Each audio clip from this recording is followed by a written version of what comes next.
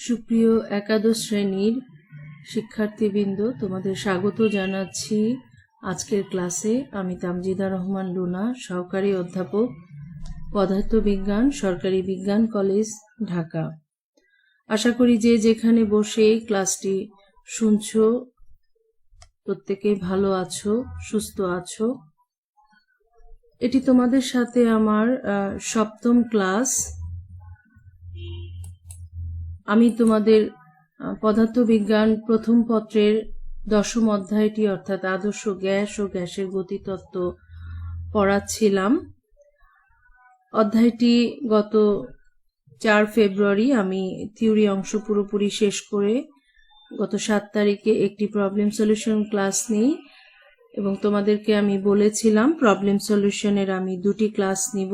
আজ দ্বিতীয় ক্লাস এবং এই ক্লাসের মাধ্যমেই এই অধ্যায়টি আজ আমি সম্পূর্ণরূপে শেষ হয়ে যাবে। আশা করি তোমরা মনোযোগ সহকারে ক্লাসটি শুনবে।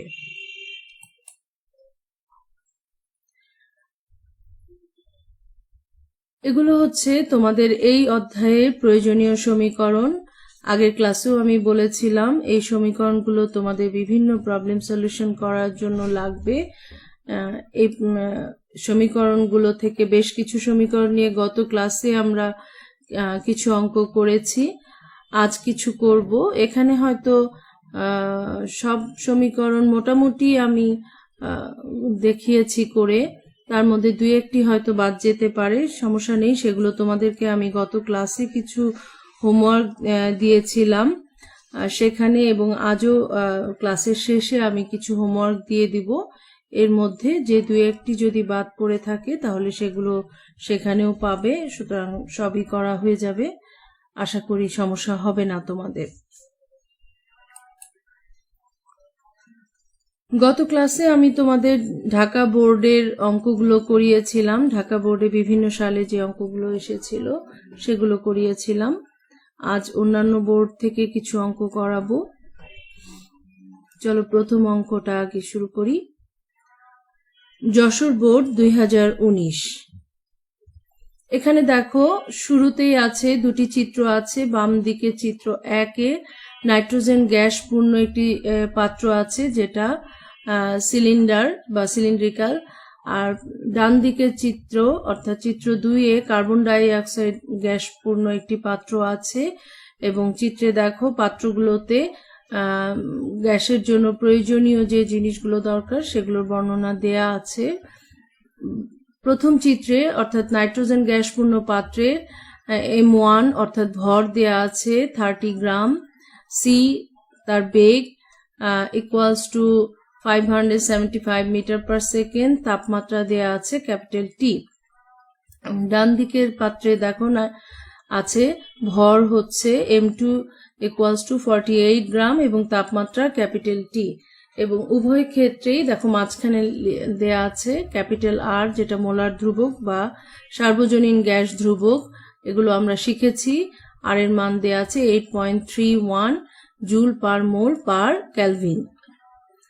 এখানে আমাদের কাছে চেয়েছে কি, গতে চেয়েছে সিলিন্ডারে রক্ষিত গ্যাসের তাপমাত্রা নির্ণয় করো। ঘতে চেয়েছে কোন পাত্রের গ্যাসের গতিশক্তি বেশি, কোন পাত্রের গ্যাসের গতিশক্তি বেশি গাণিতিক বিশ্লেষণের সাহায্যে নির্ণয় করো। অর্থাৎ 2টি পাত্রের মধ্যে কোন পাত্রের গ্যাসের গতিশক্তি বেশি হবে গাণিতিক বিশ্লেষণের সাহায্যে নির্ণয় করতে বলেছে। চলো সমাধানটা করি আমরা। প্রথম প্রশ্নটি ছিল সিলিন্ডারে রক্ষিত গ্যাসের তাপমাত্রা নির্ণয় করতে বলেছে। গ্যাসের তাপমাত্রা নির্ণয় করার জন্য যেহেতু এখানে আমাদের ভর, তার বেগ, তাপমাত্রা এসব দেয়া আছে, সুতরাং সেই হিসাবে সূত্রটা আমরা লিখব। আমরা জানি C equals two CRMS, C অথবা CRMS একই কথা, রুট মিন স্কোয়ার মান বেগের equals to √3RT divided by capital M। ইকুয়েশনটাকে তোমরা একটু রিঅ্যারেঞ্জ করে নাও। যখন রুট দেয়া থাকে বা রুট মান থাকে তখন সেটাকে আমরা তোলার জন্য এটাকে উভয় দিকে আমরা বর্গ করি। C² equals to 3RT divided by M। তাহলে টি এর মান বের করতে হবে। তাহলে T equals to M C square cross গুণন M C square divided by 3r। এখন আমরা ডান দিকে দেখো কি কি মান আমাদের দেয়া আছে স্টেম থেকে, সেগুলো আগে এখানে দেখি। দেয়া আছে প্রথম পাত্রটির জন্য বেগ C equals to 575 metre per second এবং আদর্শ গ্যাস ধ্রুবক ক্যাপিটাল আর এর মান দেয়া আছে 8.31 joule per mole per kelvin এবং ক্যাপিটাল এম ইকুয়ালস টু অর্থাৎ নাইট্রোজেন গ্যাসের আণবিক ভর 28 × 10⁻³ কিলোগ্রাম এবং এখানে আমাদের তাপমাত্রাটা বের করতে হবে অর্থাৎ ক্যাপিটাল টি এর মান বের করতে হবে। আমরা এই ডানের মানগুলো বাম দিকের সমীকরণে বসিয়ে দেই। এম এর পরিবর্তে 575 হোল স্কোয়ার ইন্টু এম এর পরিবর্তে 28 × 10⁻³ ইন্টু সি স্কোয়ারের পরিবর্তে 575 হোল স্কোয়ার ডিভাইডেড বাই 3 × 8.31 অর্থাৎ আর এর মান বসাইলে সবগুলো মান বসিয়ে ক্যালকুলেশন করলে টি এর মান পাবে 371.34 ক্যালভিন অর্থাৎ সিলিন্ডারে রক্ষিত আমরা গ্যাসের তাপমাত্রা পাই 371.34 ক্যালভিন তাপমাত্রা। হ্যাঁ, সিলিন্ডারে রক্ষিত আমরা গ্যাসের তাপমাত্রা পেয়ে গেছি। এখন পরবর্তী অঙ্কটা করি। ঘতে কি চেয়েছিল? ঘতে আমাদের কাছে চেয়েছিল যে কোন পাত্রের গ্যাসের গতিশক্তি বেশি, গাণিতিক বিশ্লেষণের সাহায্যে নির্ণয় করো। অর্থাৎ এখানে দুটি পাত্র ছিল, একটি নাইট্রোজেন গ্যাস পূর্ণ পাত্র এবং আরেকটি কার্বন ডাই অক্সাইড গ্যাস পূর্ণ পাত্র এবং দুটি পাত্রেরই আকার কিন্তু ভিন্ন ছিল। এখন কোন পাত্রে রক্ষিত গ্যাসের গতিশক্তি বেশি সেটা আগে আমাদের বের করতে হবে। গ্যাসের গতিশক্তি বের করার সূত্র বা সমীকরণ কি আমরা জানি যে E ইকুয়ালস টু 3/2 nRT। এখন প্রথম পাত্রের ক্ষেত্রে অর্থাৎ চিত্র 1 যেটি নাইট্রোজেন গ্যাসের পূর্ণ পাত্র তার জন্য সমীকরণটি কি হবে? E1 equals to 3/2 n1RT। এখন এখানে আগে আমরা যেটা করি যে মানগুলো আগে দেখি কি কি আছে। n1 কি মোল সংখ্যা বা n মোল সংখ্যা। n1 ইকুয়ালস টু আমরা মোল সংখ্যা জানি কি m1 by small m1 by capital M1 অর্থাৎ গ্যাসের ভর ডিভাইডেড বাই আণবিক ভর। তো এখানে গ্যাসের ভর প্রথম পাত্রের জন্য আছে 30 ডিভাইডেড বাই তার আণবিক ভর কি নাইট্রোজেনের জন্য 28। তাহলে সেখান থেকে আমরা পাবো n1 ইকুয়ালস টু 15/14 মোল। ঠিক আছে। আর আদর্শ গ্যাস ধ্রুবকের মান আমরা জানি capital R equal to 8.31 joule per mole per Calvin.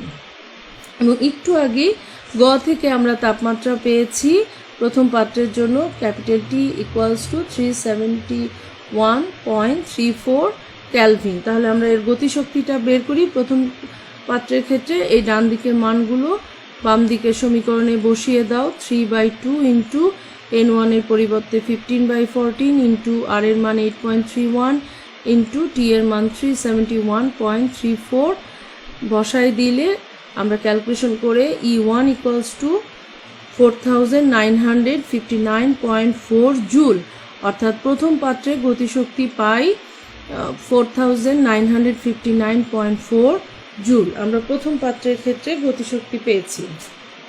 এখন দ্বিতীয় পাত্রের ক্ষেত্রে একইভাবে গতিশক্তিটা বের করি। তৃতীয় পাত্রের ক্ষেত্রে আমরা লিখব কি E2 ইকুয়ালস টু 3/2 n2RT। এখন ডান দিকে আসো, আমরা এই মানগুলো আগে দেখে নিই কি কি আছে। n2 মান মোল সংখ্যা n2 equals to small m2 by capital M2। তাহলে এখানে স্মল m এর মান স্টেম থেকে বা চিত্র থেকে পাই আমরা 48 ডিভাইডেড বাই কার্বন ডাই অক্সাইডের গ্যাসের জন্য আণবিক ভর 44। তাহলে n2 ইকুয়ালস টু 12/11 মোল। এবং তাপমাত্রা আমরা পেয়েছি T ইকুয়ালস টু, যেহেতু দুই ক্ষেত্রে তাপমাত্রা সেম বলছে তাহলে T ইকুয়ালস টু 371.34 ক্যালভিন। তাহলে গতিশক্তিটা আমরা বের করি এই পাত্রের জন্য। দ্বিতীয় পাত্রের জন্য মানগুলো বসিয়ে দাও। 3/2 ইন্টু n2 পরিবর্তে 12/11 ইন্টু আর এর পরিবর্তে 8.31 ইন্টু 371.34 ক্যালকুলেশন করে আমরা মান পাই হচ্ছে 5049.55 জুল। তাহলে দ্বিতীয় পাত্রে রক্ষিত গ্যাসের গতিশক্তি আমরা পাই 5049.55 জুল। তো আমরা আগের E1 এর মান পেয়েছিলাম, E1 এর ক্ষেত্রে মান পেয়েছি 4959.4 জুল, এবং দ্বিতীয় পাত্রের ক্ষেত্রে অর্থাৎ E2 এর ক্ষেত্রে মানটা পেলাম 5049.55 জুল। তো মান থেকে আমরা বুঝতেছি যে গতিশক্তি E2 গ্রেটার দেন E1, তাহলে আমরা সিদ্ধান্তে কি আসতে পারি? সিদ্ধান্তে আসতে পারি দ্বিতীয় পাত্রে রক্ষিত গ্যাসের গতিশক্তি প্রথম পাত্রে রক্ষিত গ্যাসের গতিশক্তির চেয়ে বেশি।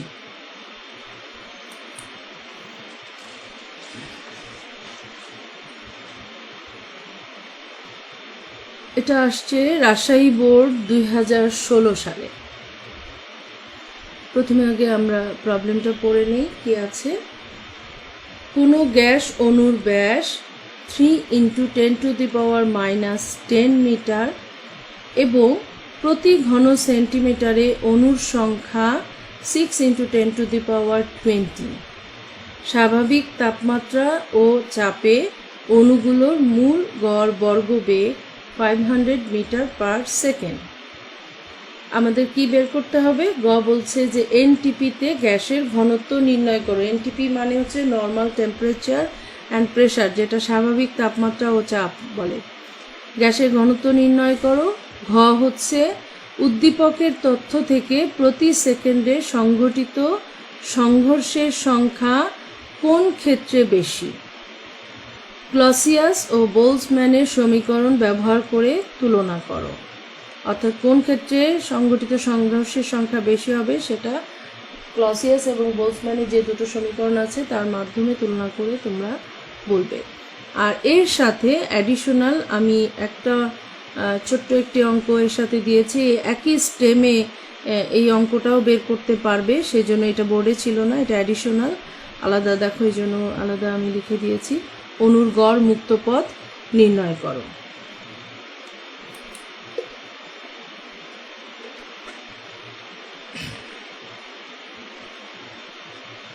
গয়ের সমাধানটা আগে করি।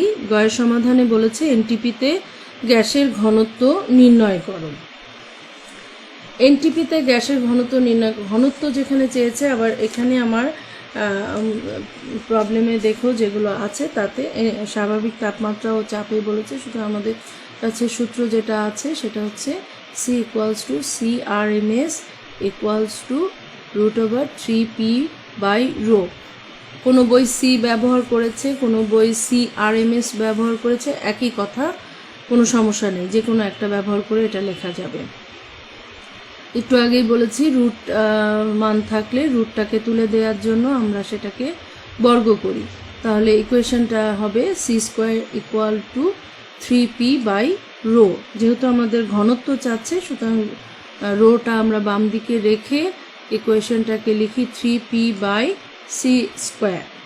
এখন ডান দিকে আসো, মানগুলো কি কি আছে দেখি। প্রথমে আছে স্টেম অনুসারে C = বা CRMS = 500 মিটার পার সেকেন্ড, এবং যেহেতু বলেছে স্বাভাবিক তাপমাত্রা ও চাপে, সুতরাং গ্যাসের চাপ কি আছে? গ্যাসের চাপ স্বাভাবিক তাপমাত্রায় P = আমরা এটা শিখেছি পূর্ববর্তী ক্লাসে 101,325 নিউটন পার মিটার স্কোয়ার।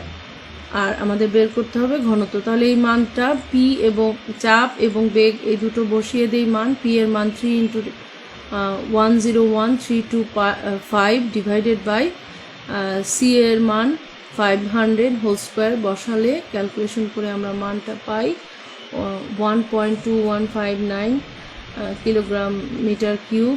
তোমরা এত বড় মান দশমিকের পরে লেখার দরকার নেই, 2 সংখ্যা পর্যন্ত লেখাই যথেষ্ট। আর যেহেতু 1 এর পরে 5 সংখ্যাটা যখন পরবর্তী সংখ্যা 5 বা তার চেয়ে বেশি থাকে তখন পূর্ববর্তী সংখ্যার সাথে 1 যোগ করে আমরা লিখি। তাহলে ρ = 1.22 কিলোগ্রাম মিটার কিউব। তাহলে আমরা এনটিপিতে গ্যাসের ঘনত্ব পেয়ে গেলাম 1.22 কিলোগ্রাম মিটার কিউব। এরপরে ঘ কি বলেছে? ঘ বলেছে উদ্দীপকের তথ্য থেকে প্রতি সেকেন্ডে সংঘটিত সংঘর্ষের সংখ্যা কোন ক্ষেত্রে বেশি?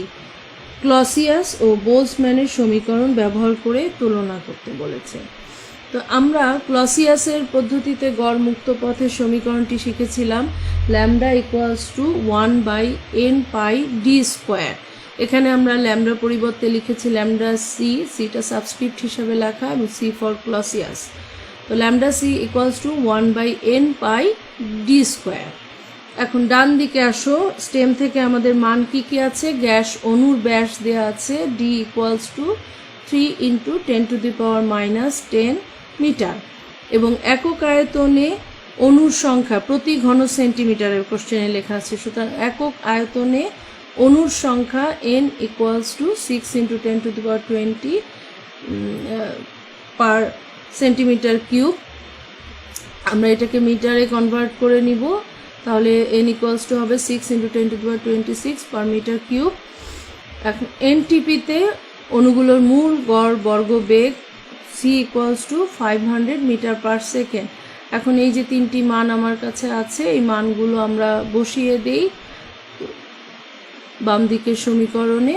1/n এর মান আছে 6 × 10⁻26, পাই ইন্টু পাই এর মান 3.14, এটা ফিক্সড, ইন্টু ডি এর মান হচ্ছে 3 × 10⁻10 ডি স্কোয়ার, যেহেতু সুতরাং হোল স্কোয়ার। তো এটা ক্যালকুলেশন করে আমরা ল্যামডা সি এর মান পাচ্ছি 5.89 × 10⁻9 মিটার।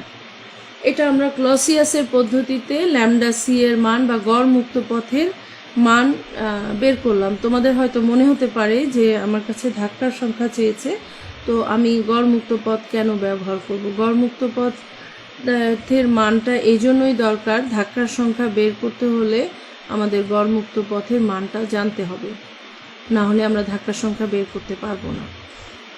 আবার বোলসম্যানের পদ্ধতিতে গড় মুক্ত পথটাকে বের করি কিভাবে? Lambda B for Boltzmann equals to 3/4 pi N D square. আচ্ছা, এই সমীকরণটা একটু খেয়াল করো, lambda B equals to 3/4 pi N D square, এটা 3/4 ইন্টু 1/পাই এন ডি স্কোয়ার মানে কি? এটা মানে হচ্ছে আমরা লিখতে পারি 3/4 ল্যামডা সি, কারণ 1/n পাই ডি স্কোয়ার মানে ল্যামডা সি। দেখো এখানে তাই লেখা হয়েছে 3/4 ইন্টু ল্যামডা সি। তাহলে আমরা একবারে ল্যামডা সি এর মান যেটা পেলাম একটু আগে, সেটা সরাসরি বসাই দিলে ক্যালকুলেশনটা একটু ইজি হয়, নাহলে সে আবার সবগুলো মান তোমাদের বসাতে হবে। সেটাও যদি করতে চাও সেটাও করা যাবে, তবে এটা একবারেই করা যায়। তাহলে 3/4 ইন্টু ল্যামডা সি এর মান 5.89 ইন্টু 10⁻⁹। তাহলে আমরা ক্যালকুলেশন করে ল্যামডা বি এর মান পাই 4.42 ইন্টু 10⁻⁹ মিটার। আমরা গড়মুক্ত পথ উভয় সমীকরণের ক্ষেত্রে পেয়ে গেলাম। এখন আমাদের দরকার অণুটার কোনো একক সময়ে অতিক্রান্ত দূরত্বটা আমাদের জানা দরকার। একক সময়ে অতিক্রান্ত দূরত্ব সূত্র কি?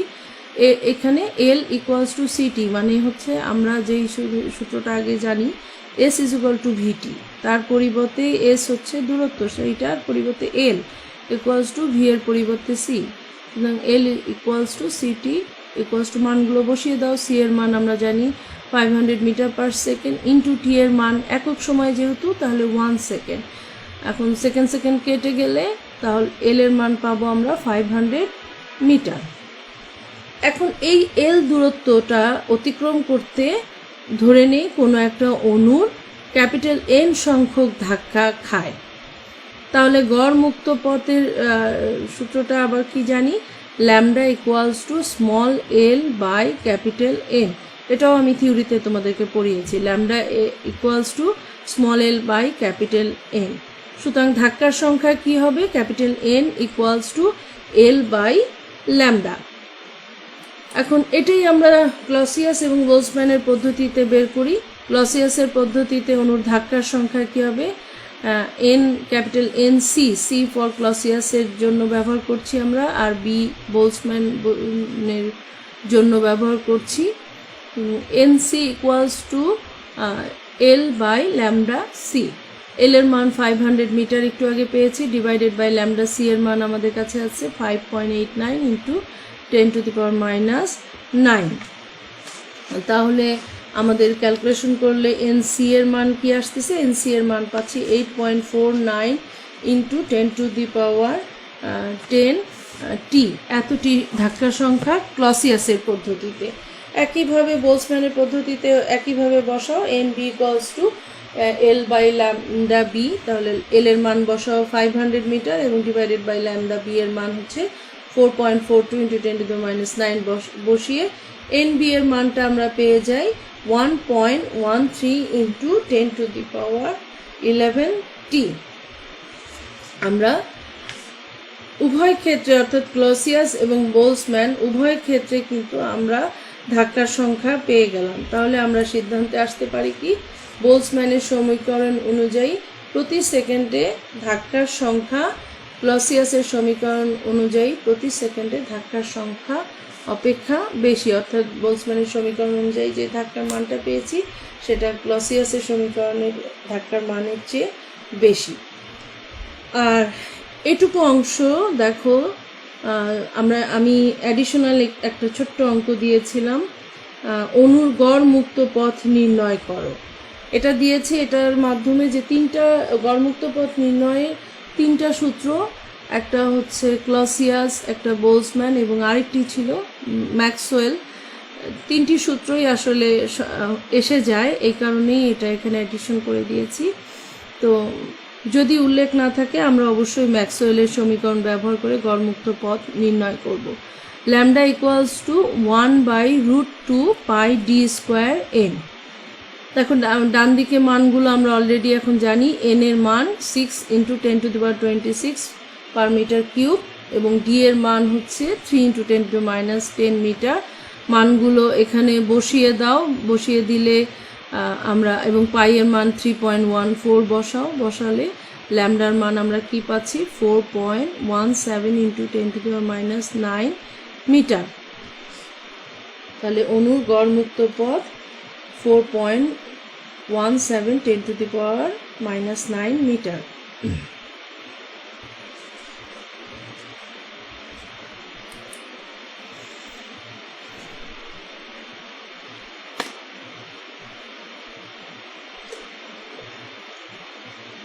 এটি রাজশাহী বোর্ড 2015-তে এসেছিল।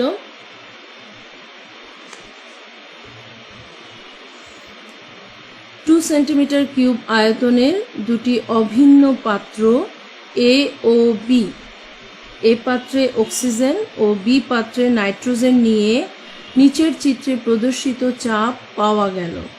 এখন দেখো নিচের চিত্রে কি আছে, এখানে প্রথম পাত্র এতে অক্সিজেন আছে, অক্সিজেন পূর্ণ পাত্র, এবং বি পাত্র সেটি হচ্ছে নাইট্রোজেন পূর্ণ পাত্র, এবং এ পাত্রের জন্য চাপ P equals to 3 into 10⁵ newton per metre square, এবং বি পাত্রের জন্য চাপ দেয়া আছে P equals to 3.66 into 10⁵ newton per metre square. এখন গতে আমাদের কাছে চেয়েছে এ পাত্রে গ্যাসের গতিশক্তি কত, এবং ঘতে পাত্র এ ও পাত্র বি এর মধ্যে কোনটি বেশি উত্তপ্ত হবে। শুরুর অঙ্কটাতেও ছিল গ্যাসের গতিশক্তি চেয়েছিল। আমাদের গতিশক্তি নির্ণয়ের আসলে 2-3টা সমীকরণ আছে। এটি আমরা আরেকটি সমীকরণ দিয়ে এটি নির্ণয় করব। এখানে যেহেতু পাত্রের চাপ, পাত্রে রক্ষিত গ্যাসের চাপ এবং আয়তন দেয়া আছে, সুতরাং আমরা অন্য সূত্র দিয়ে এটি সমাধান করব। চলো দেখি সেটা। গতে পাত্রে গ্যাসের গতিশক্তির জন্য সমীকরণটি ই ইকুয়ালস টু 3/2 পিভি, কারণ আমি বলেছি একটু আগে যে এখানে চাপ এবং আয়তন দেওয়া আছে, সুতরাং এই সমীকরণটি ব্যবহার করব। প্রথমটিতে ছিল ই ইকুয়ালস টু 3/2 এনআরটি, আর এই অঙ্কের জন্য আমরা ই ইকুয়ালস টু 3/2 পিভি, পি এর মান প্রথম পাত্রের জন্য পি এর মান দেয়া আছে P A equals to 3 × 10⁵ newton per metre square এবং V equals to 2 centimetre cube. এটাকে মিটারে কনভার্ট করে নাও, 2 × 10⁻⁶ মিটার কিউব। এই মান দুটো এখানে বসিয়ে দাও সমীকরণে। 3/2 ইন্টু পি এর মান 3 × 10⁵ ইন্টু ভি এর মান 2 × 10⁻⁶ বসালে আমরা ই এর মান পাই 0.9 জুল। 0.9 জুল। তাহলে এ পাত্রে গ্যাসের গতিশক্তি আমরা পাচ্ছি 0.9 জুল।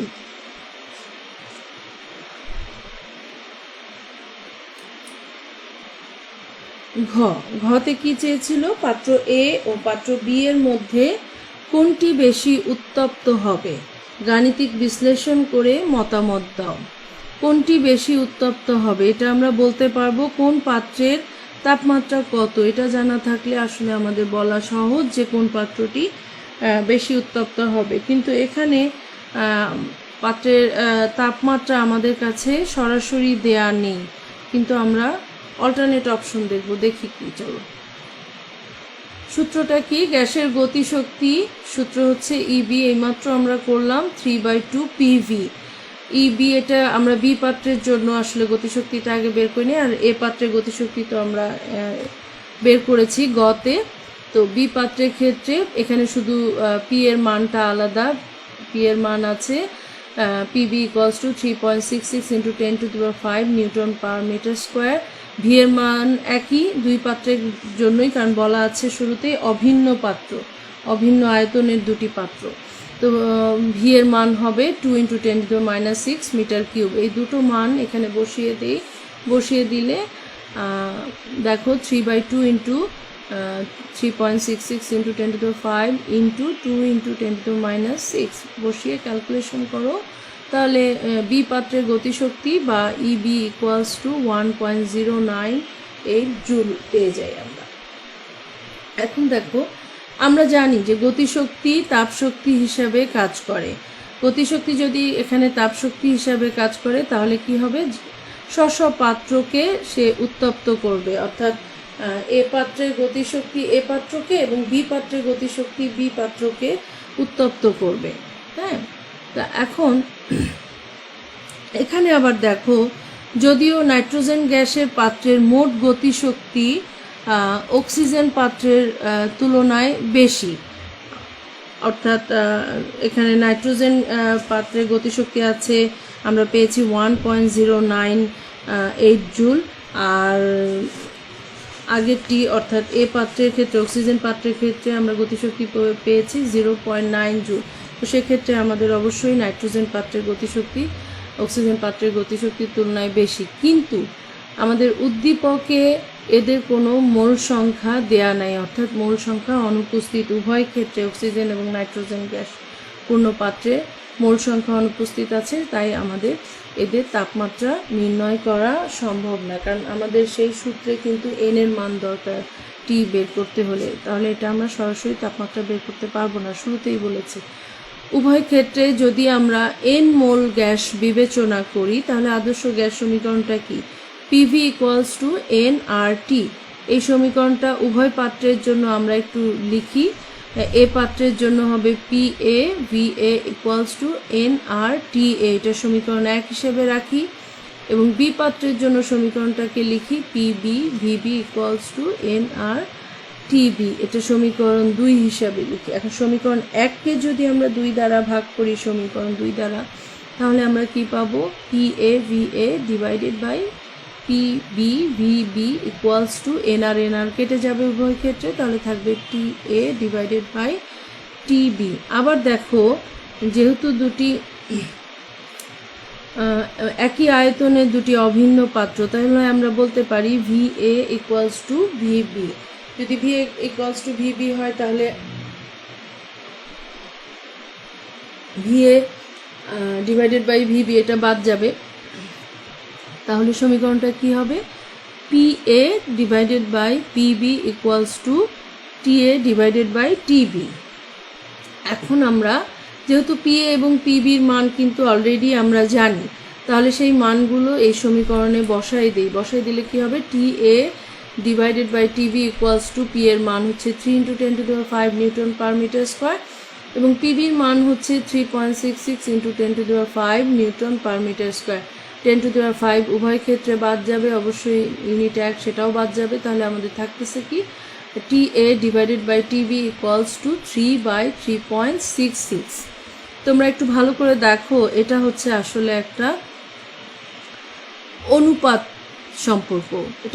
সম্পর্ক, T A divided by T B equals to 3/3.66। এটা দিয়ে কিন্তু আলাদা করে টি এর তাপমাত্রা কত বা টিভির তাপমাত্রা কত এই সিদ্ধান্তে আসা যায় না, কিন্তু টি এ এবং টিভি এর মধ্যে সম্পর্কের অনুপাতটা কেমন সেটা আমরা অন্তত বলতে পারি। তাহলে সেই সম্পর্ক থেকে দেখা যাচ্ছে যে টি এর মান যদি 3 গুণ হয়, টিভি এর মান আসলে 3.66 গুণ।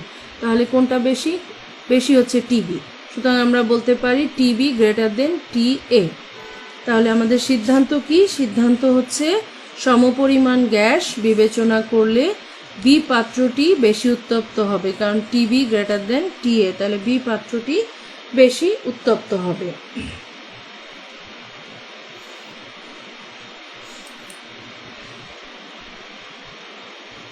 এগুলো হচ্ছে আজকের হোমওয়ার্ক, যেগুলো তোমরা বাসায় বসে একটু নিজেরা প্র্যাকটিস করবে। আগের ক্লাসের শেষেও আমি কিছু হোমওয়ার্ক দিয়েছি, আমি আশা করি তোমরা সেগুলো হয়তো করেছো। যদি নাও করে থাকো, অবশ্যই গত ক্লাসে যে হোমওয়ার্কগুলো দিয়েছি এবং আজকের ক্লাসে এগুলো সব তোমরা নিজেরা একটু প্র্যাকটিস করবে, তাহলে দেখবা এই চ্যাপ্টার পুরোটাই তোমাদের কভার হয়ে যাবে। বলতে আমি বুঝাইনি, কিন্তু যে অঙ্কগুলো করিয়েছি হুবহু এরকম আসবে। অন্তত এই ধরনের অঙ্ক আসলে বা এই সূত্রের অঙ্ক আসলে তোমরা অবশ্যই করতে পারবে। দেখো এখানে কোন কোন বোর্ড আছে, Comilla board 2019, Comilla board 2017, Comilla board 2016, Comilla board 2015, Chittagong board 2019, Chittagong board 2017, Rajshahi board 2016, Rajshahi board 2015। তো আজ তোমাদের জন্য এ পর্যন্তই। এই অধ্যায়টি সম্পূর্ণরূপে তার থিওরি অংশ এবং প্রবলেম সলিউশন সহ মোট 7টি ক্লাস আমি করিয়েছি। আজ সম্পূর্ণরূপে এখানে শেষ করে দিচ্ছি। তোমরা পুরো অধ্যায়টি ভালোভাবে নিজেরা পড়বে। যদি সাহায্য প্রয়োজন হয়, প্রতিটি ক্লাসই আমাদের লিঙ্কে দেয়া আছে, তোমরা ক্লাসগুলো বারবার দেখে নাও। এর আগেও আমি বলেছি বারবার দেখো, তাহলে তোমাদের বুঝতে সুবিধা হবে। তারপরও যদি কোনোখানে কোনো সমস্যা থাকে, সংশ্লিষ্ট ক্লাসের কমেন্ট সেকশনে গিয়ে তোমরা প্রশ্ন করবে এবং প্রশ্ন অবশ্যই বিষয়ভিত্তিক প্রশ্ন করবে। আমি যথাসাধ্য চেষ্টা করব তোমাদের প্রশ্নের উত্তর দেওয়ার। আজ এ পর্যন্তই। পরবর্তীতে অন্য কোনো অধ্যায় নিয়ে তোমাদের সাথে নিশ্চয়ই দেখা হবে আশা করছি। সে পর্যন্ত সবাই ভালো থাকো। ধন্যবাদ সবাইকে।